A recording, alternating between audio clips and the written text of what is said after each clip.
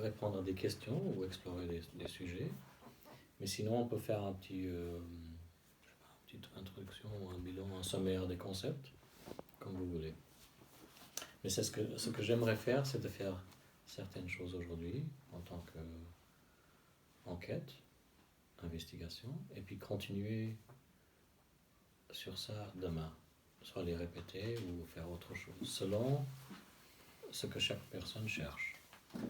Et que ça reste pas simplement intellectuel.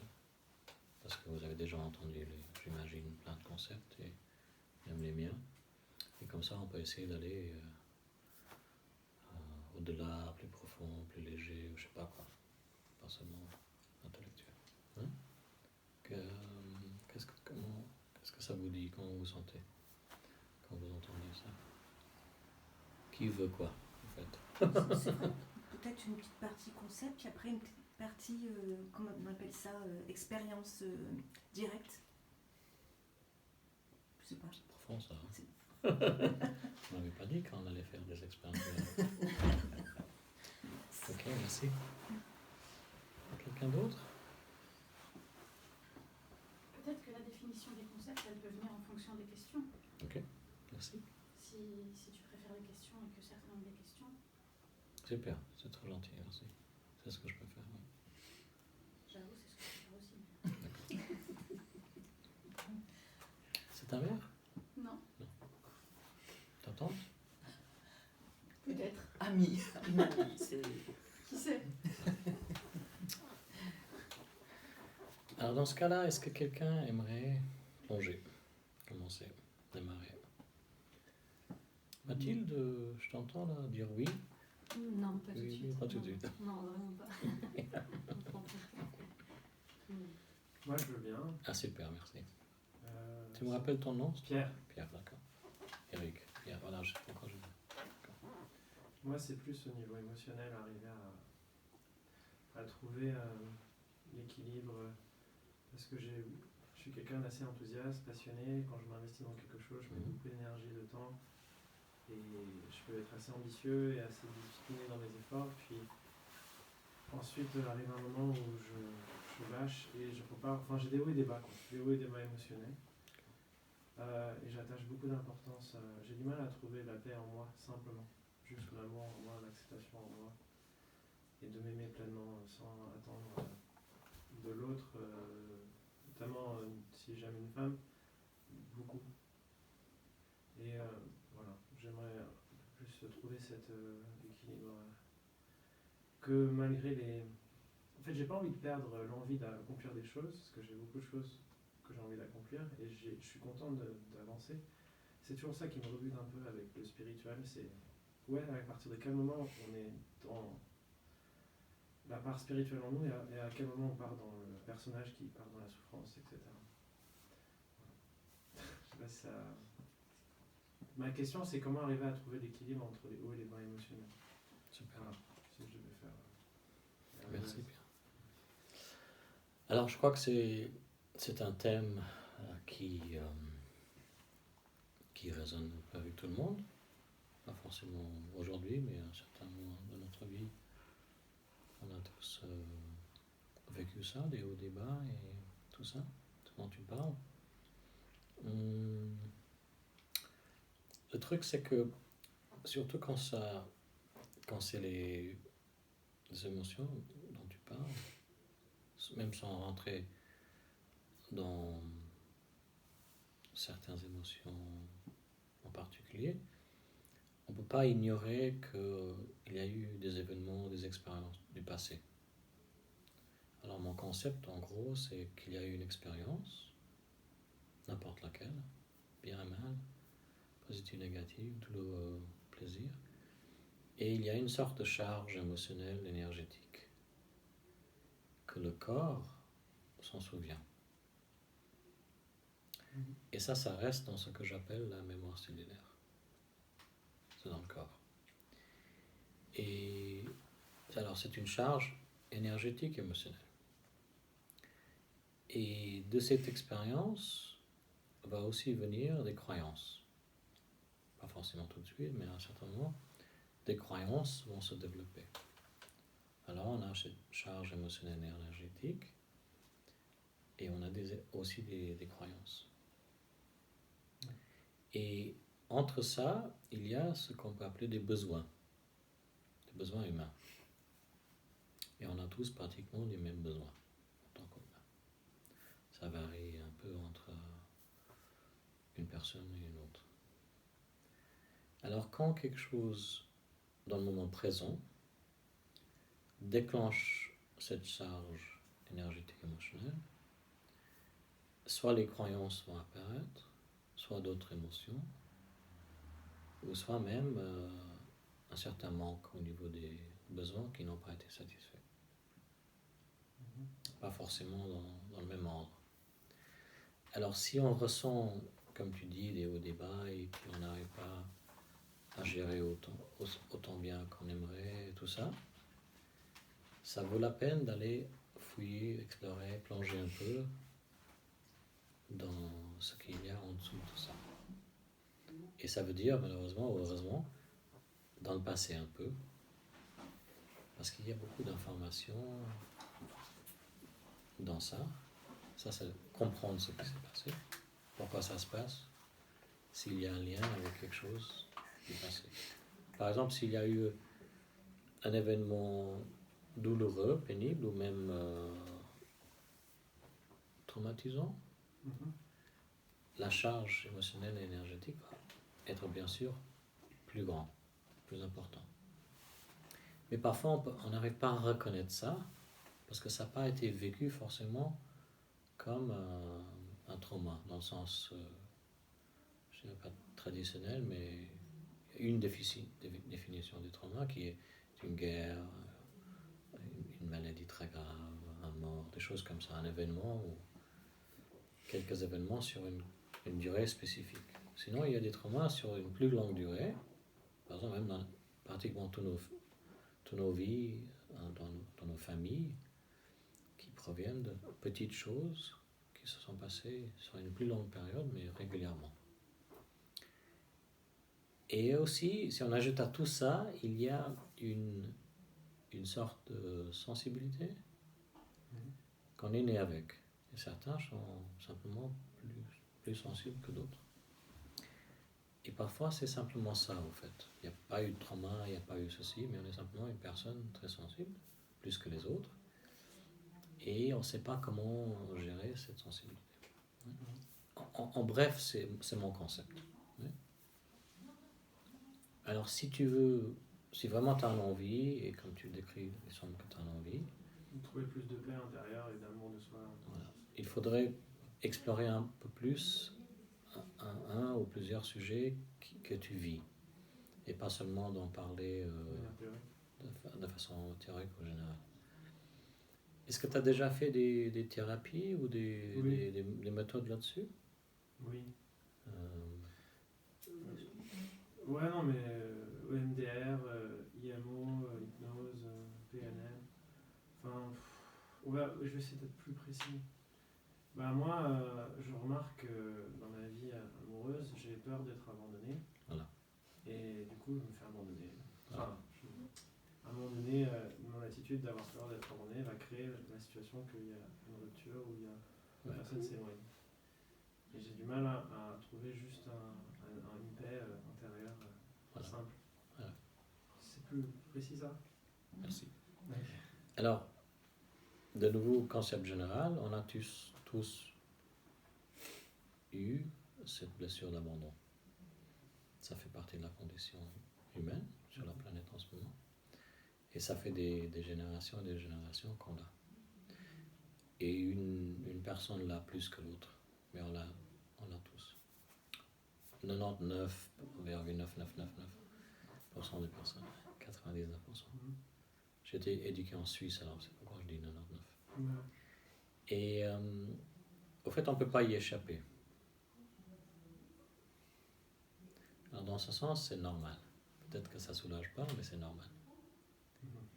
Et une des façons d'essayer de le gérer ou de le guérir, cette blessure, c'est de vraiment encore plus l'accueillir. Mais c'est pas facile. Et ça, c'est un thème qui apparaît dans plein d'enseignements spirituels ou même le coaching. C'est d'essayer d'accueillir. Comprendre, accueillir. Et accueillir, ça veut vraiment dire rester avec l'énergie, la sensation, l'émotion qui est inconfortable. On apprend à le faire tout seul à un certain moment, mais au début, c'est difficile. Alors, on est accompagné, on est guidé. Et quand on apprend à faire ça, il y a quelque chose d'autre qui apparaît. Parce que le mental, l'intellect, l'ego, veut s'échapper à quelque chose qui est douloureux. Ça, c'est un réflexe normal. Ça aussi, on l'a appris. Alors, on n'apprend pas à s'échapper tout de suite. C'est très bien de s'échapper à certaines choses, mais avec ça, si c'est un douleur dans le corps, d'abandon, quelque chose comme ça, ou des pensées qui viennent, on apprend comment pas s'échapper. Et on découvre quelque chose d'autre en dessous, à l'intérieur, connecté. Une des façons de le faire, c'est de simplement être là. Ouais, ma copine m'a quitté, j'ai une douleur qui part dans le ventre ou le solar plexus. C'est normalement là. Ouais, c'est dans le cœur, dans cet endroit-là. Ouais, c'est le solar plexus. Ouais. Et ça, c'est des points énergétiques aussi. Alors, quand on comprend ça, on comprend pourquoi c'est là et pas là et pas là. Et pas là. Et on reste avec, on respire, on reste avec. Et plein de choses vont apparaître. Des croyances, des pensées, des mémoires, peut-être même pas de cette vie. Puis au fur et à mesure qu'on reste avec, c'est accueilli. Simplement accueillir de cette façon, ça permet à cette énergie, cette charge émotionnelle, énergétique, qui est coincée, qui est bloquée quelque part, à se libérer. Ok, donc c'est vraiment ressentir, accepter. Ça, c'est une des façons. Pas forcément la meilleure ou la seule. Ça dépend des personnes, ça dépend de la situation. C'est pourquoi je parle en termes très très généraux. Oui, pour le moment. On a tous eu, et c'est au fait à la base quelque chose d'énergétique.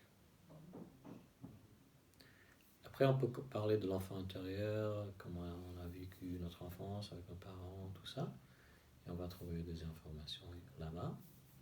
Et il y a des méthodes où on parle à l'enfant intérieur. Tu connais un peu ça?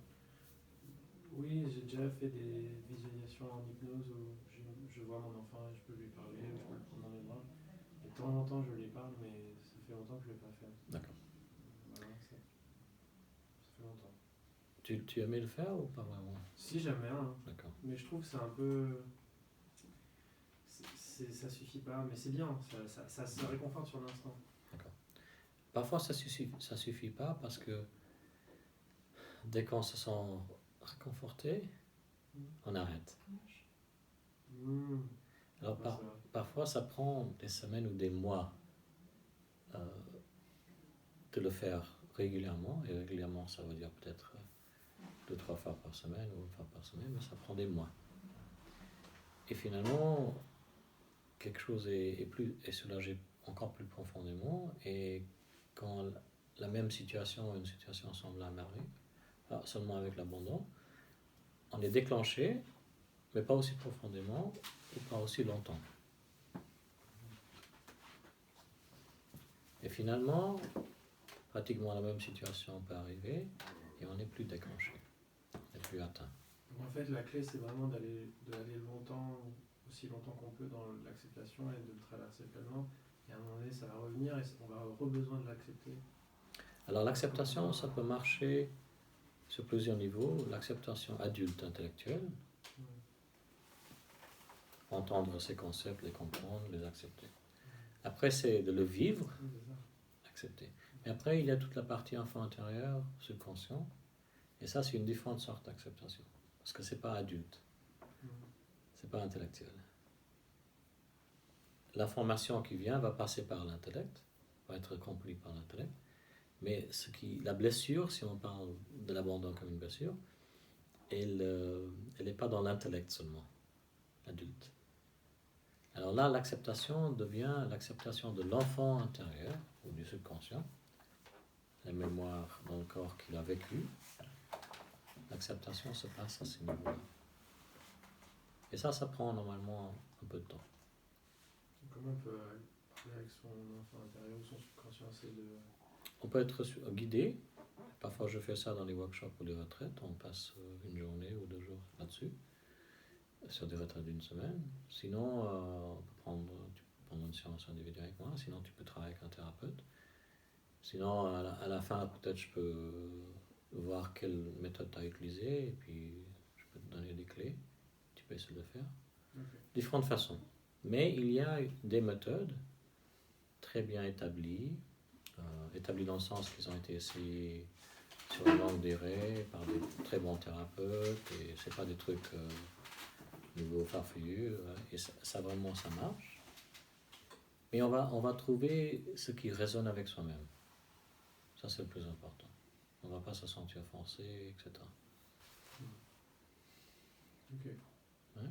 Et puis honnêtement, j'ai eu ça moi-même jusqu'à peut-être l'âge de 40 ans. Ça revenait à chaque fois que quelqu'un me quittait, m'abandonnait. Et finalement, j'ai eu la chance de pouvoir travailler dessus. Et c'est parti. C'est jamais revenu. Ça t'est guéri. Ok. Alors moi j'ai travaillé dessus, mais c'est toujours là. Donc, Pas assez. c'est pas assez. Alors, c'est pas forcément pas assez, mais Ouais, c'est ou pas la bonne façon. c'est parfois simplement pas de la bonne façon dans le sens pour soi-même. Tu vois? Et aussi parce que ce qu'on a fait il y a quelques années, on est différent maintenant. Alors, parfois, quand on essaye pratiquement la même méthode, ou vraiment la même méthode, ça marche différemment maintenant. Parce que quelque chose a changé en nous. Ok. Mais le fait que tu as envie de le faire, ça c'est la meilleure chose. Ça, c'est le plus important. Et après, comme par exemple d'en parler maintenant, les choses vont apparaître dans ta vie. Et ça, c'est le cadeau de la vie. Il y a comment savoir la vie comme ça, que vous faites, où il y a des problèmes, mais il y a aussi des cadeaux qui viennent pour résoudre ça. Et à chaque fois, on devient plus fort. On se découvre plus profondément. Merci. Merci. Comment tu te sens maintenant? Bah, je me sens que j'ai encore du boulot. Voilà. D'accord. J'ai un peu conscience de ce que je savais un peu déjà ce que tu me dis, mais ça me rappelle et il faudrait que je travaille plus en individuel quelque chose. Je pense que tout seul j'y arrive pas. Donc. D'accord.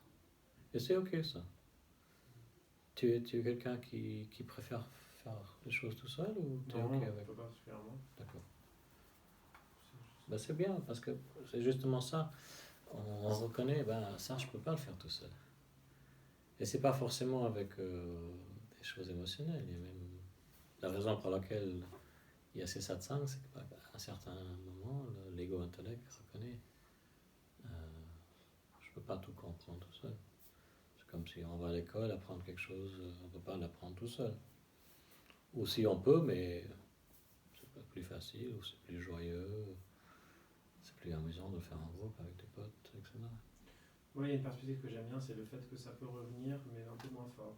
Et ça reviendra peut-être un peu plus tard, un peu moins fort. Que l'idée que c'est pas une fois, on règle tout, mais ça peut être progressif. Ça c'est sûr. Ça me parle. Ça c'est sûr. Pour la plupart des gens, dans des cas très rares, quelque chose arrive d'inattendu, souvent pénible, et cette partie de notre programme, de notre conditionnement, est nettoyée, guérie, changée.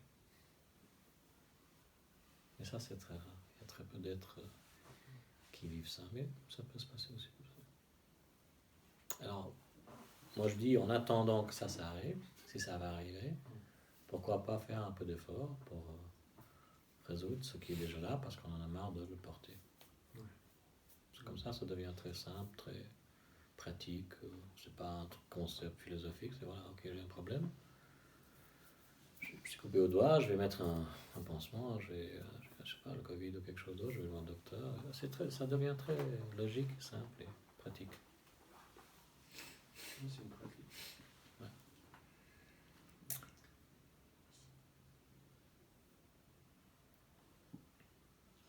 Excuse-moi, tu dis que l'angoisse d'abandon, c'est tous les humains. Et du coup, il y a quelque chose qui m'est venu quand tu parlais en fait de ton angoisse.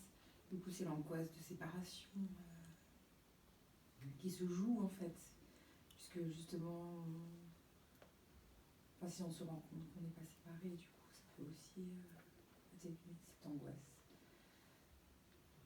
C'est ton expérience? Moi, je pense que j'ai été très très angoissée d'abandon.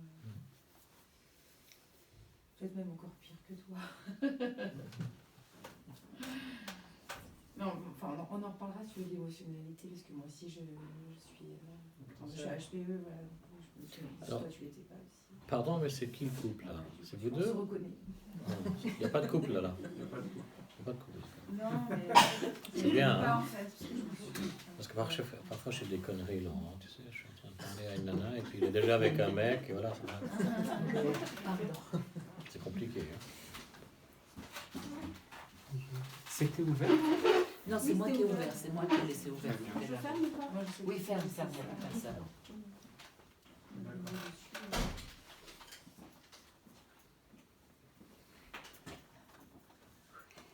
Bonjour, Bonjour. ça va? Bienvenue. Merci. C'est pas chez moi, mais je dis bienvenue. Tu connais Laurent? Du tout. Non, je connais pas moi. C'est la première fois. Je connais Myriam. Ah, d'accord. Tu t'appelles comment? Naïma. Naïma, d'accord. Oui. Ah oui, j'avais vu le nom. Je continue Naïma, et Oui. puis tu te poses comme tu veux. Les toilettes sont là-bas. Première porte à droite. Ça, c'est important. Pour l'instant, j'ai pas envie. La cuisine là-bas. Voilà. Tu viens, tu pars, tu t'endors, tu fais comme tu veux. Là, on parle de l'abandon et de la séparation maintenant. Alors,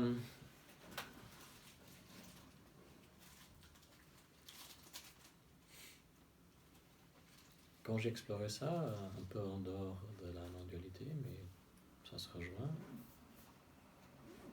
c'était compliqué, mais c'était simple en même temps. C'est compliqué parce qu'il y a plusieurs facettes, plusieurs couches, voilà. Et ça dépend avec qui on parle, même les thérapeutes et tout ça, ou même les enseignants. Mais une des choses que j'avais lues, qui m'a aidé à comprendre ce qui se passait, c'est que on est attiré ou repulsé, attiré ou le contraire, repoussé par quelqu'un ou un objet ou un endroit. Premièrement, au niveau énergétique. Mais vraiment longtemps après, on a même eu une réaction émotionnelle ou une réaction intellectuelle. Alors quand on entend ça, on se dit tous, ah ouais, ça je le sens, ou je le comprends, ou j'ai déjà vérifié. Mais il y a un tellement grand écart, distance entre ce qu'on a appris intellectuellement à l'école, à l'université ou dans nos familles, depuis des générations et des générations. Alors ça, c'est une partie du changement. C'est vraiment une reprogrammation à tous ces niveaux. Pour simplement venir à l'acceptation que si on est attiré par quelqu'un, on tombe amoureux, par exemple, ou on est attiré sexuellement ou intellectuellement, ça se passe au niveau énergétique. Et si on reste ensemble ou pas, c'est aussi, en principe, à cause de l'énergie, la connexion énergétique. Alors l'abandon, si on le voit comme ça, si on va rencontrer quelqu'un qui va nous abandonner, ou si nous, on va abandonner quelqu'un, quelque part, ça c'est prévu au niveau énergétique. On est attiré vers eux. On est attiré vers eux exactement pour que ça se passe. Que ce soit bon et mal. Et si en couple, ou si en tant qu'individu, on commence à comprendre ça, on voit déjà les signes. Pas forcément tout au début, parce qu'il y a toute la partie, chimique, biochimique qui se passe. Ouais. Tombe amoureux, il y a tous les trucs qui Et on ne voit pas clairement les autres signes énergétiques. Mais par exemple, une douleur dans le ventre, le solar plexus, quand on rencontre quelqu'un et qu'on pense qu'on est tombé amoureux, ça c'est un signe qu'il va y avoir des problèmes. Immédiatement. Et souvent, très souvent, et je ris parce que je me rappelle quelque chose, on l'ignore parce on veut tellement cette personne ou le sexe ou ce qu'on va apprendre ou ce qu'on puisse leur entendre. Tout ça, quoi, l'histoire. Mais c'est un signe très très clair que le corps donne, le corps énergétique donne. Et c'est la même chose avec quelque chose dans le monde physique. C'est un signe de danger, parfois. Et on l'ignore. Ou bien avec une certaine nourriture. Alors c'est ça, le corps énergétique et même physique, émotionnel, il a sa propre intelligence. Mais on n'a pas appris à l'écouter. Mais si on voit comme une opportunité, ah tiens, là, je suis déclenché de nouveau, donc j'ai foncé dedans. Et ça me permet de guérir cette blessure. Mais c'est très dur. C'est très dur. Et c'est pas forcément la meilleure chose, parce que on va continuer à faire ça, et simplement le vouloir et le comprendre, ça va pas forcément le guérir. C'est pourquoi on répète, il y a des gens très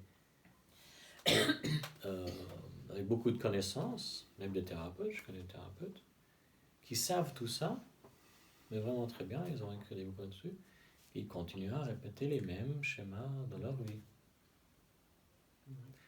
Pas parce que c'est eux qui le font, on va explorer ça plus tard, mais c'est parce que la vie nous donne, il semble que la vie nous donne une opportunité pour guérir quelque chose, ou pour comprendre quelque chose, pour lâcher quelque chose, pour réaliser quelque chose. Finalement, on se rend compte que ce n'est pas la vie, parce qu'on est la vie. Alors au fait, c'est nous qui nous donnons tout, pas seulement les choses pénibles.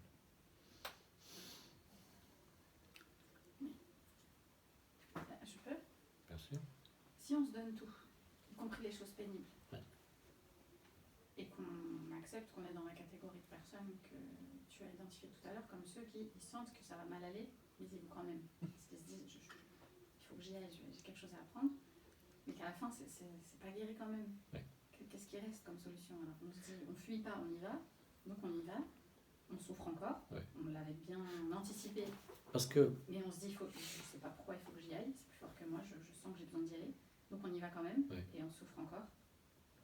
Et parce c'est- qu'on n'utilise pas la c'est bonne quoi le- méthode. C'est ça. Est-ce que On c'est y un- va, Un tips, Voilà. une Par exemple, astuce. on a une relation intime où c'est déclenché.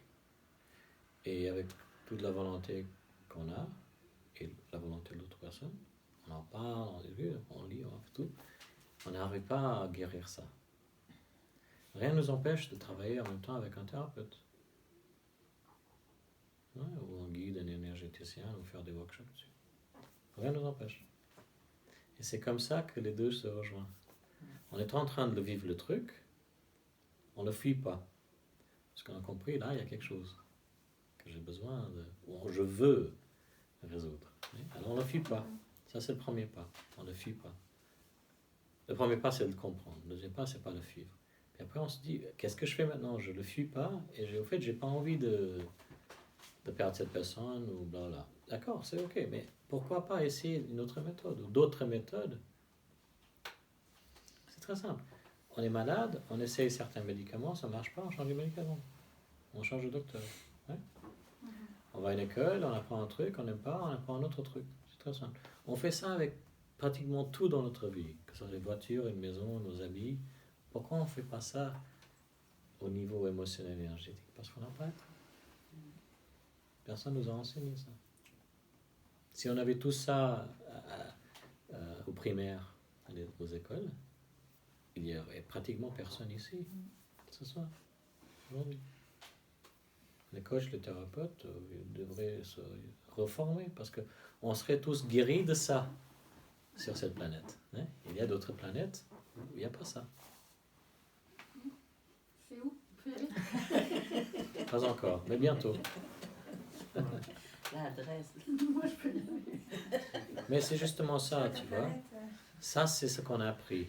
Ah, je veux pas le faire, alors je vais le fuir. Tu viens de le dire. Ça marche pas. Et on le fuit, on le fuit, on le fuit, et à un certain âge, c'est trop tard, parce qu'on n'a pas assez d'énergie. Et c'est parce que ça prend de l'énergie. Et si on attend trop tard, on a vraiment, c'est devenu trop dense parfois, les programmes, et puis on n'a simplement pas d'énergie. Je connais des gens qui ont 80, 90 ans, ils aimeraient, mais ils ont pas beaucoup d'énergie pour faire tout ça. Et l'ego intellect est devenu très dur. Alors, la porte, elle est ouverte. Oui, j'aimerais le faire, mais tu peux pas me donner une pilule ou un soin pour que ça se fasse. Je suis désolé, pas encore. Les soins vont aider, l'énergie de quelqu'un qui est guérisseur, tout ça va aider, mais il y a aussi un travail individuel, relatif, personnel à faire. Et quand l'ego ne veut pas le faire, la porte n'est pas assez ouverte. Mais quand on l'a fait, si je l'avais su, je l'aurais fait 10 ans plus tôt. Hein? Et c'est pourquoi c'est vraiment dommage qu'on ne nous enseigne pas ça à l'école. Si on éliminait au moins la moitié de ce qu'on apprend à l'école, il y a des trucs que j'ai jamais utilisés de ma vie que j'ai appris à l'école. Ok, peut-être en général c'est bien la géographie, la biologie, tout ça. Mais si on passait, je sais pas, 1 heure par semaine, 2 heures par semaine primaire, parce que c'est là où on devrait l'apprendre, vraiment on aurait moins de tout ça dans notre vie. On aurait moins de suicides, on aurait moins d'addiction, on aurait certainement moins de guerre, on aurait moins d'abus sexuels physiques, on aurait moins de toute la violence, parce que c'est une violence en soi-même. Et la violence en soi-même se transmet en violence avec l'autre. Mais c'est inconscient.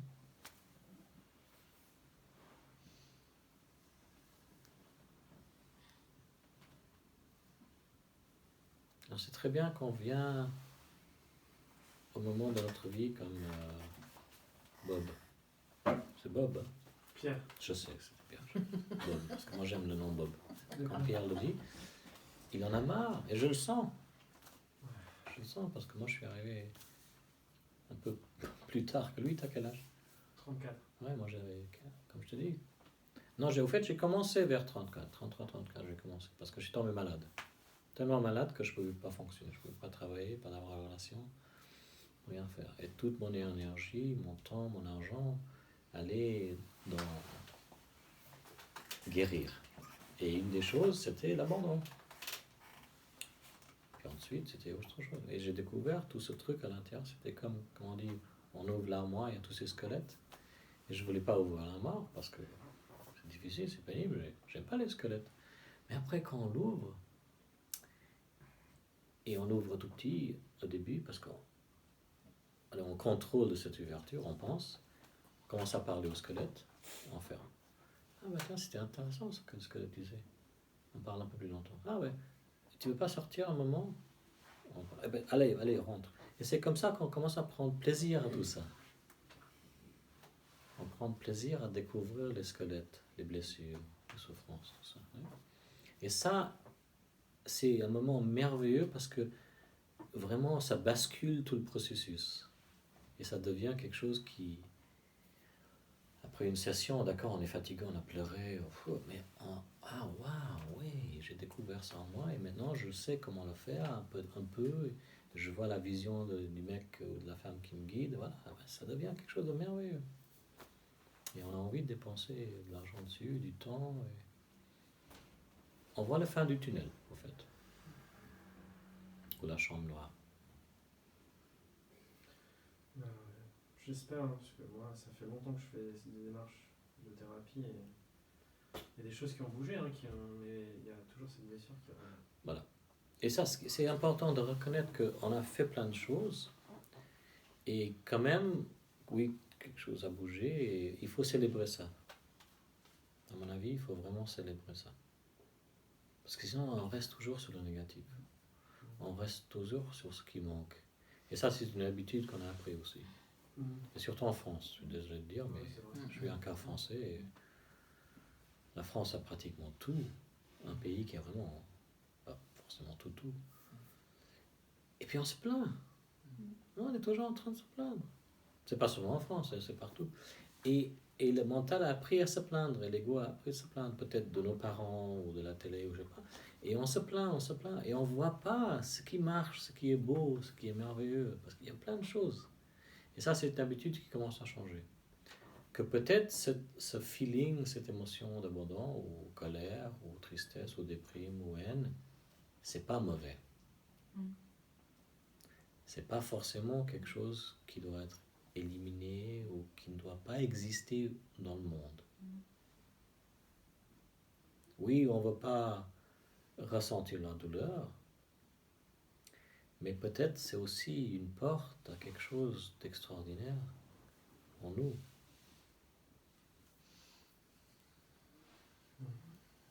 Et ça rejoint ce que tu viens de dire.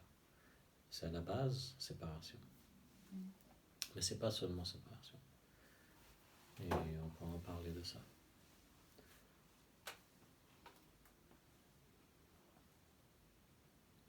Parce que séparation, c'est quelque chose qu'on ressent. On se sent tous séparés la plupart du temps. Hein? Au quotidien, dans l'état éveillé, là, Séparer les uns des autres. oui, ou séparer des objets. Hein? Des animaux, des plantes. Séparer du ciel. Hein? À moins qu'on prenne certaines substances, ou à moins qu'on fait certaines pratiques, tantrique, méditation, ou à moins qu'à un certain moment, quelque chose de très normal nous arrive au quotidien, par exemple danser, la musique, chanter, faire l'amour, n'importe quoi, on va se sentir séparé le reste du temps. Et c'est très important de reconnaître, surtout à mon avis sur le chemin spirituel, que ça ne va jamais disparaître, cette sensation de séparation. Alors, l'abandon, c'est pas parce qu'on se sent séparé. Parce que la sensation de séparation est très saine, on en a besoin pour fonctionner au quotidien. Sinon, carrément, on ne saurait pas où mettre la nourriture, dans quelle bouche la mettre. Parce que quand on ne se sent pas séparé, il n'y a plus d'identification. Moi, personnel. Oui. Alors, c'est séparation dans le sens qu'à un certain moment dans notre vie, ou même dans la vie, à partir de la vie avant la naissance, ou même avant la naissance dans le sens que c'est une mémoire ancestrale ou génétique, quelque chose a eu lieu et lié à la séparation physique qui a créé cette blessure d'abandon.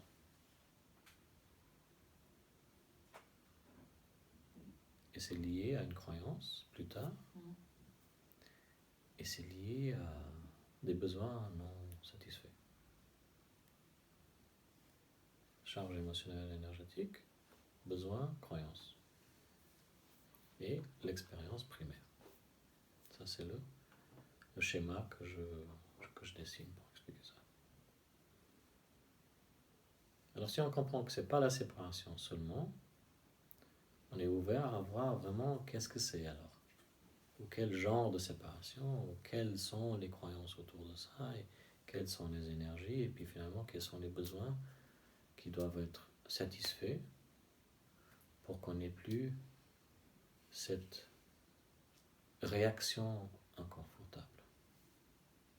Ou qu'on l'a moins, parce que peut-être qu'elle va toujours apparaître dans notre vie, mais ça va être beaucoup plus facile à la gérer et à la vivre.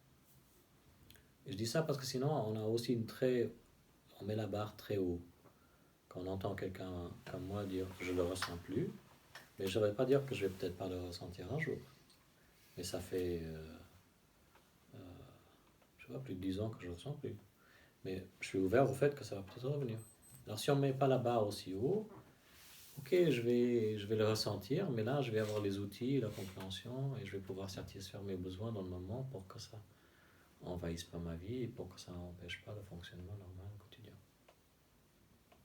Mais à mon avis, ça c'est beaucoup plus pratique et réaliste.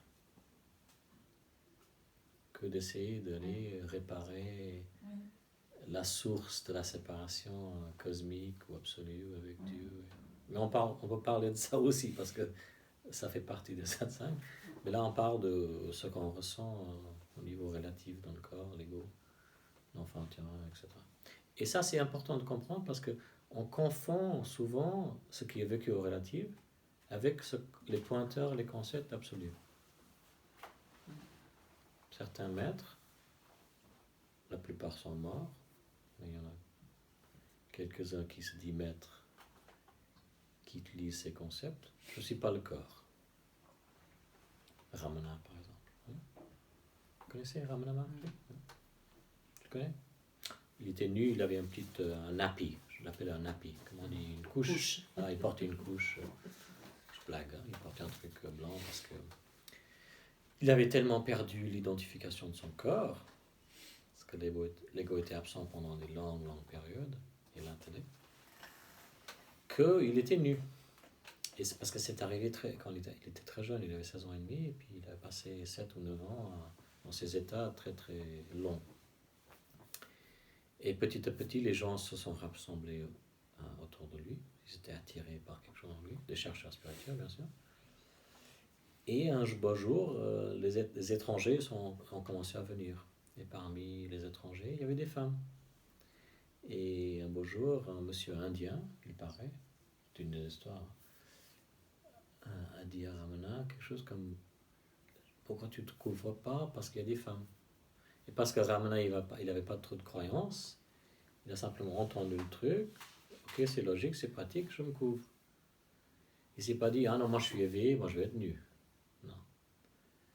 Alors depuis, il portait toujours un petit truc blanc autour du sexe pour que les femmes indiennes et puis étrangers ne soient pas dérangées.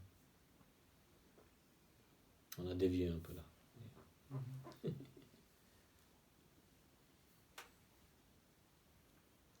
C'est ok pour le moment sur l'abandon?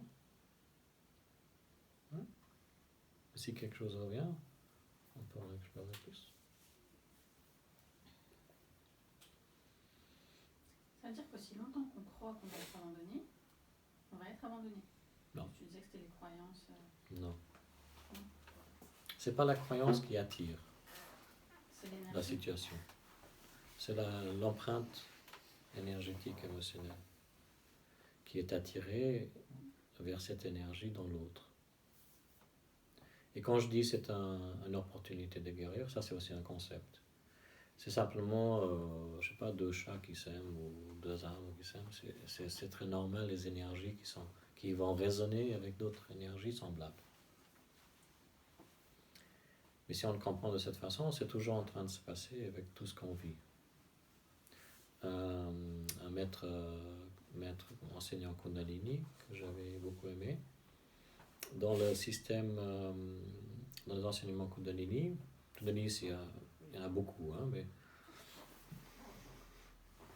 si on dit l'enseignement traditionnel, ancien Kundalini, c'était pas seulement le sexe, tout ça, c'était vraiment la voie de la connaissance, soi, hein, la réalisation de soi. Mais ils sont très pratiques, ils utilisent beaucoup les chiffres, la numérologie, plein de différentes méthodes. Parce que l'intellect égo moyen a été tellement éduqué, formé d'une certaine façon, pour la plupart de nous, c'est comme si on doit nettoyer ça un peu pour qu'il y ait de la place pour autre chose. Alors c'est pourquoi il y a des pratiques de méditation, des mantras, c'est pourquoi on sert le go, il y a plein de choses comme ça. Ouais. Dans les traditions indiennes, il y a même l'astrologie, voilà, les feuilles nadi, il y a plein de trucs. Ouais. Et ça nettoie, ça crée de la place. Et alors il parlait de ces connexions interhumaines, mais ça se passe avec les animaux, les arbres, tout. C'est vibratoire. Hein. Ça, la science quantique ou d'autres branches de la science, maintenant, on le comprend parce qu'on a des preuves, des façons de photographier même, l'aura et tout ça, on le comprend. Ou simplement de mesurer, etc. Oui, non, on le comprend. C'est en train d'arriver tout le temps avec tout. Mais quand on se connecte avec quelqu'un, ce monsieur disait, quand on se connecte, premièrement, d'une façon électromagnétique. Et dans l'enseignement du Kundalini, ils sont très précis avec leurs chiffres. Ils disaient on se connecte avec 144 000 personnes.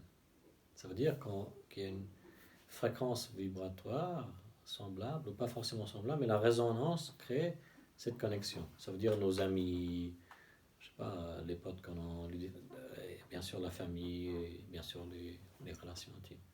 Il y a cette connexion électromagnétique, premièrement.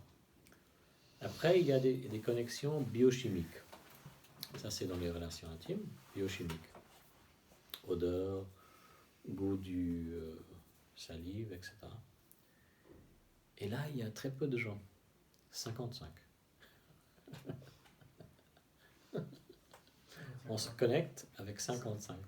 On se connecte dans le sens, on résonne seulement avec 55 personnes à ce niveau-là. Dans le monde. Dans le monde. Ça ne veut pas dire qu'on va seulement avoir 55 partenaires, t'inquiète pas, Pierre. Moi, je me dis. Moi aussi, c'est pas d'être. Il y a assez pour tout le monde, hein, t'inquiète pas. Non, mais Comme ça. tu veux dire qu'au niveau phéromone, on est compatible avec 55 personnes. Biochimique. Bah, En ouais. même temps. Ah oui, tu pourrais les trouver tous en même temps, au même endroit. Ça s'appelle un festival tantrique, je crois. Quelque chose de orgiasme. Orgie. Mais si on analyse simplement à ces deux niveaux-là, électromagnétique et peut-être différemment, moi j'utilise le mot biochimique, si on vérifie avec nos partenaires les plus grands amours qu'on a eus, soi-disant, c'était vraiment ça. On s'est connecté sur plein de niveaux, et un des niveaux, c'était vraiment, on aimait l'odeur, on aimait le goût, on aimait être avec eux, on aimait... Parfois, on ne voulait même pas se séparer d'eux. Pas parce qu'on n'avait pas eu assez le sein de notre mère, non, il y a d'autres raisons. Tu vois, on était vraiment bien avec eux. Alors, ça se passe au niveau biochimique. Non, mais c'est vrai. Je prendrai pendant le break, merci. Quelle heure est-il, pardon? 15h.